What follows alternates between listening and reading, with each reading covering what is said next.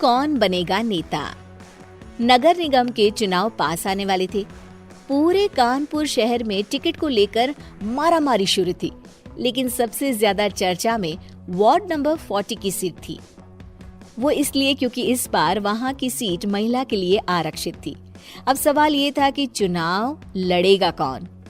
इससे पहले ठाकुर साहब वहां से पार्षद थे और इस बार उन्होंने अपनी पत्नी सीमा ठाकुर को टिकट दिलवाई और ठाकुर साहब की शान के कारण सीमा जी ने 20,000 वोटों से चुनाव जीत लिया। अरे बधाई हो सीमा भाभी, अब तो आप वार्ड की पार्षद बन गई हैं।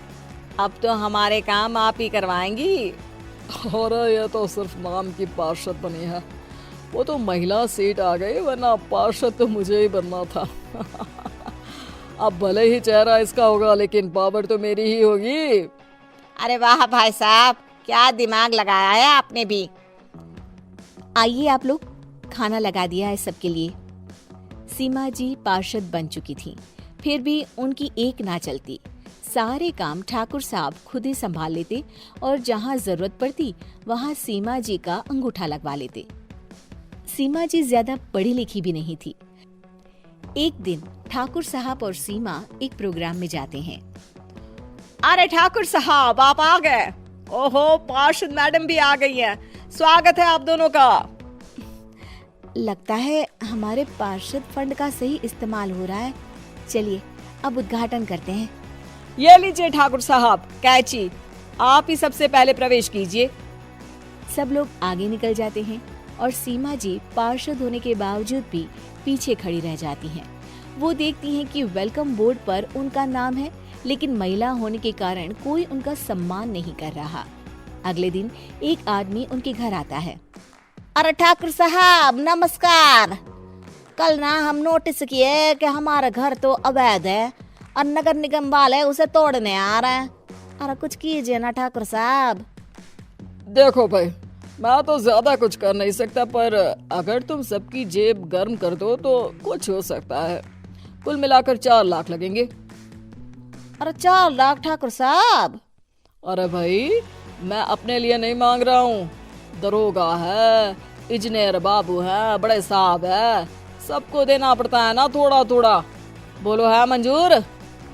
तभी वहाँ अचानक सीमा जी आ जाती हैं। अरे ये आप क्या कर रहे हैं? पहले इन्हीं लोगों से तो आपने वोट मांगे, अब इनसे ही पैसे ले रहे हो। अरे चुप रहो तुम, तुम्हारा काम है सिर्फ अंगूठा लगाना, तुम वही किया करो। मुझे दूसरे काम तुम मत सिखाओ, समझी? और तुम ना जाओ, अब पैसे लेकर आओ, वरना जेसीबी किसी भी वक्त आती होगी। सब कुछ ऐसे ही चलते रहता है। एक दिन सीमा जी और ठाकुर साहब को एक लोकल मीटिंग में बुलाया जाता है। वहाँ पर कई और अधिकारी लोग भी मौजूद रहते हैं। अब मैं चाहूंगा कि ठाकुर साहब हमारे बीच 2 शब्द कहें। मेरे प्यारे भाइयों और बहनों, आज मेरा सौभाग्य है कि मैं आप सबकी सेवा दिन रात कर पा रहा हूँ। आपने मेरी पत्नी को भारी मतों से जिताया है, इसलिए मैं आप सभी का शुक्रगुजार हूँ। मैं आप सबसे वादा करता हूँ कि हमेशा की तरह हमारे वार्ड में किसी को कोई तकलीफ नहीं आने दूंगा।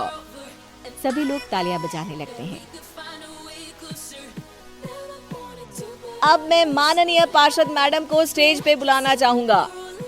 अपने नाम को बुलाया सुनकर सीमा जी एकदम चौंक जाती है। उन्हें बिल्कुल उम्मीद नहीं थी कि इतनी बड़ी जगह उन्हें मंच पर बुलाया जाएगा। जैसे तैसे वो मंच पर चढ़ती हैं। ऊपर जाते ही सीमा जी को सारी पुरानी बातें याद आ जाती हैं कि किस तरह उनके पति उन्हें कभी भी आगे बढ़ने नहीं देते और उनके नाम से गलत काम करते हैं।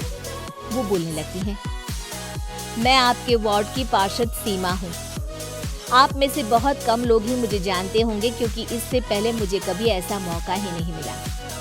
सारे मौके मेरे पार्षद पति यानी आपके ठाकुर साहब ही लेते रहे, लेकिन आज ये मौका मुझे मिला है तो मैं इसे ऐसे ही नहीं जाने दूंगी। मैं आपको ये बताना चाहती हूँ कि आपके ठाकुर साहब मेरे नाम की आड़ में गैर कानूनी काम करते हैं, जिस पर अंगूठों के निशान मेरे होते थे। इसीलिए मैं अपनी गलती मानती हूँ और आज अपने पद से इस्तीफा देती हूँ, ताकि आगे से कोई गलत काम ना हो पाए।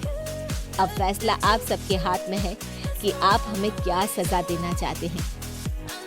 सीमा जी की बातें सुनकर ठाकुर साहब के चेहरे का रंग उड़ जाता है और वो शर्म से मुंह नीचा करके वहां से चले जाते हैं और पद से इस्तीफा देकर ही सही सीमा जी अपने आप में आत्मविश्वास महसूस करती हैं।